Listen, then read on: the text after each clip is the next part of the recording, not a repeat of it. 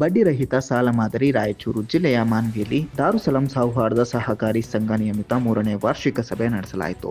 ಸಂಘದ ಅಧ್ಯಕ್ಷ ಅಕ್ಬರ್ ಪಾಷಾ ಜನರಿಗೆ ಬಡ್ಡಿರಹಿತ ಸಾಲ ನೀಡಿ ರಾಜ್ಯದಲ್ಲೇ ಮಾದರಿ ಸ್ಥಾಪನೆ ಮಾಡಿದ್ದಾರೆ.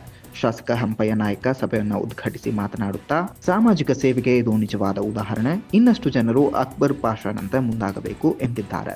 ಈ ಒಂದು ಸಂಸ್ಥೆಯ ವತಿಯಿಂದ ಈ ನಮ್ಮ ಭಾಗದಲ್ಲಿ ವಿಶೇಷವಾಗಿ ಫುಟ್ಪಾತ್ ಮೇಲೆ ಕಾರ್ಯನಿರ್ವಹಿಸುತ್ತಿರುವಂಥ ಸಣ್ಣ ಪುಟ್ಟ ವ್ಯಾಪಾರಿಗಳಿಗೆ ಮತ್ತು ಸಣ್ಣ ಪುಟ್ಟ ಜನರಿಗೆ ಒಂದು ಸಹಕಾರ ಆಗಬೇಕು ಮತ್ತು ವಿಶೇಷವಾಗಿ ಬಡವರ ಮದುವೆಗಳಲ್ಲಿ ಒಂದು ಸಹಕಾರ ಆಗಬೇಕು ಮತ್ತು ಯಾರೇ ಆಸ್ಪತ್ರೆಗೆ ಹೋಗುವಾಗ ತೊಂದರೆ ಆಗದೆ ಹಾಗೆ ಅವರಿಗೂ ಸಹಕಾರ ಆಗಲಿಕ್ಕೆ ಈ ಒಂದು ಸಂಸ್ಥೆಯಿಂದ ಸಹಕಾರ ಆಗಲಿ ಅನ್ನುವಂಥದ್ದು. ಹಾಗಾಗಿ ಈ ಒಂದು ಸಹಕಾರಿ ಸಂಘವನ್ನು ಸ್ಥಾಪನೆ ಮಾಡಲಾಯಿತು. ಆದ್ಮೇಲೆ ಈ ಸಹಕಾರಿ ಸಂಘದ ಸ್ಥಾಪನೆ ಮಾಡಲಿಕ್ಕೆ ಒಂದು ವಿಶೇಷತೆ ಏನಂದರೆ, ಇದು ಇಡೀ ನಾಡಿನಲ್ಲಿ ನೋಡ್ತೀವಿ, ಬಡ್ಡಿಯಿಂದ ವ್ಯವಸ್ಥೆ ಮಾಡುವಂಥ ಬ್ಯಾಂಕ್ಗಳನ್ನು ಮತ್ತು ಸಹಕಾರಿ ಸಂಘಗಳನ್ನು ನಾವು ನೋಡ್ತೀವಿ. ಆದರೆ ಅಕ್ಬರ್ ಸಾಬ್ ಅವರ ಒಂದು ಇಚ್ಛೆ ಏನಂದರೆ, ಈ ಒಂದು ಸಹಕಾರಿ ಸಂಘ ಬಡ್ಡಿ ರಹಿತವಾಗಿರಬೇಕು, ಬಡ್ಡಿ ರಹಿತ ಕೇಂದ್ರವಾಗಿರಬೇಕು ಅಂತೇಳಿ. ಅಕ್ಬರ್ ಸಾಬ್ ಅವರ ಈ ನಡೆ ಅಥವಾ ವ್ಯಕ್ತಿತ್ವ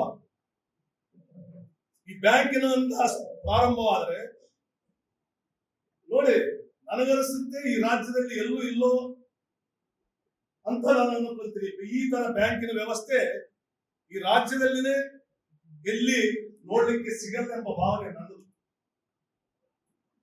ಯಾಕೆಂತಂದ್ರೆ ಹಿರಿಯರೆಲ್ಲ ಹೇಳಿದಂತೆ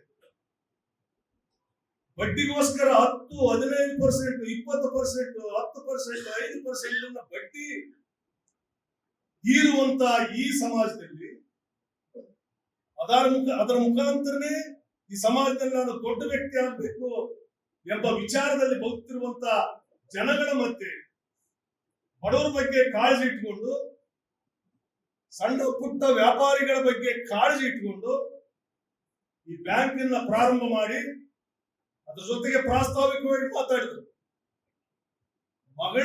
ಮಗಳ ಮದುವೆಗೋಸ್ಕರ ಖರ್ಚು ಮಾಡುವಂತ ಹಣದಲ್ಲಿ ಈ ಸಮಾಜಕ್ಕೆ ಬಡವರಿಗೆ ಒಂದು ಒಳ್ಳೆ ಕಾರ್ಯ ಮಾಡುವಂತ ನಿಟ್ಟಿನಲ್ಲಿ ಬ್ಯಾಂಕ್ ಅನ್ನ ಸ್ಥಾಪನೆ ಮಾಡಿದ್ರೆ ಆ ಬ್ಯಾಂಕಿನ ಮುಖಾಂತರ ಅವರ ಕಷ್ಟಗಳನ್ನ ಸ್ವಲ್ಪ ಮಟ್ಟಿಗಾದರೂ ತೀರಿಸುವಂತ ಅವಕಾಶ ನಮಗೆ ಬರುತ್ತೆ.